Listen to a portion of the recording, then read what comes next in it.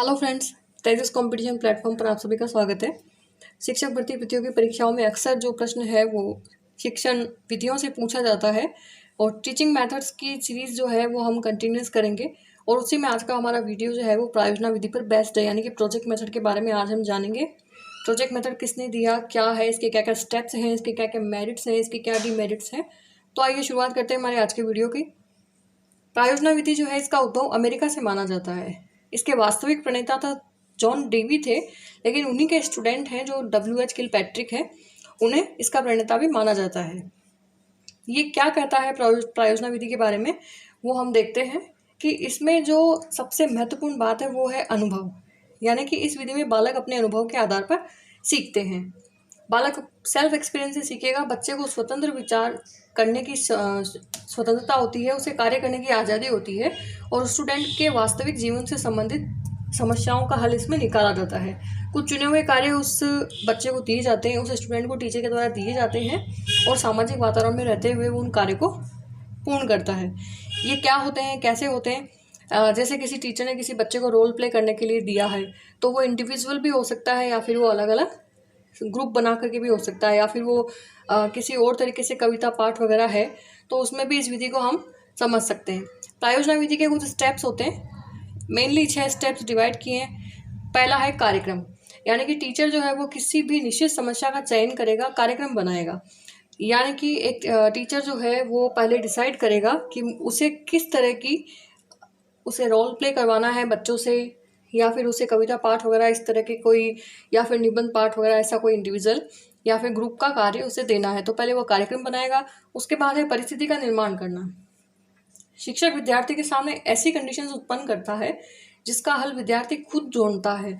जैसे कि कोई बच्चा है, वो रोल प्ले करने में इंटरेस्टेड है, यानी कि वो अभिनय में इंटरेस्ट रखता है, तो उसके according to age, according to interest, वो टीचर जो है उस कंडीशन का निर्माण करेगा, उस परिस्थिति का निर्माण करेगा और उससे वो परिस्थिति उसके सामने उस स्टूडेंट को दे दी जाएगी जिससे वो सॉल्व करेगा।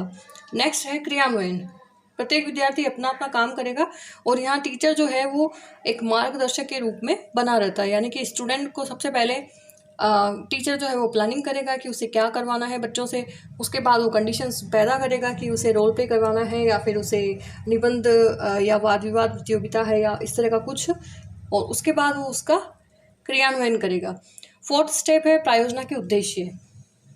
अच्छी योजना बना करके पहले चयन करना चाहिए टीचर को कि वो किस पर्पस, बच्चों में क्या चीज़ देखना चाहता है, वो क्या डेवलपमेंट चाहता है जिसकी वजह से उसने इस विधि को एज ए टीचिंग मेथड चुना है। अगला है मूल्यांकन। योजना की समाप्ति जब हो जाती है तो शिक्षक जो है वो मूल्यांकन करेगा, यानी कि वो एक एक बच्चे, अगर उसने इंडिविजुअल दिया है कोई प्रोजेक्ट बच्चे को, तो वो इंडिविजुअल चेक करेगा और अगर ये सामूहिक कार्य है तो वो सामूहिक रूप से उसका मूल्यांकन करेगा। लास्ट स्टेप इसका होता है कार्य लेखन। इसमें स्टूडेंट जो है वो अपना अपना, एक स्टूडेंट ने क्या क्या कंट्रीब्यूशन किया है उस काम को करने के लिए, एक बच्चा जो है वो क्या अपने ग्रुप के लिए कर रहा है या फिर इंडिविजुअल उसने खुद के परफॉर्मेंस के लिए क्या किया है, इसका वो रिकॉर्ड रखता है और वो टीचर को एक फाइल के रूप में दे दिया जाता है। तो ये थे इसके स्टेप्स। आगे है कि क्या क्या इसके गुण होते हैं और क्या क्या इसके डिमेरिट्स, यानी कि क्या क्या इसके दोष होते हैं। सबसे पहले हम प्रायोजना विधि के गुण के बारे में अगर देखें तो ये जो है वो बच्चे के अनुभव को इम्पोर्टेंस देती है। ये एक्सपीरियंस बेस्ड टीचिंग मेथड है, यानी कि इससे बच्चे में सेल्फ कॉन्फिडेंस बढ़ता है और बच्चा जो है वो लीडरशिप करने के योग्य बन जाता है। कई सारे उसके द्वारा प्रोग्राम करवाए जाते हैं जिससे उसमें लीडरशिप क्वालिटी डेवलप हो जाती है। इसका अगला गुण है बच्चे अपने जीवन की वास्तविक समस्याओं को सॉल्व कर सकते हैं। बच्चा समझ सकता है कि उसे अपनी जो आने वाली प्रॉब्लम्स उन्हें कैसे सॉल्व करना है। तीसरा इसका जो गुण है वो ये है कि स्टूडेंट जो है वो एक्टिव रहता है।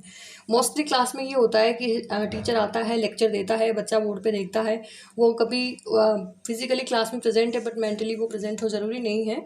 तो इससे बच्चा जो है इस विधि के द्वारा अगर टीचिंग करवाया जाता है एक टीचर के द्वारा, तो उसमें बच्चा हमेशा एक्टिव रहता है।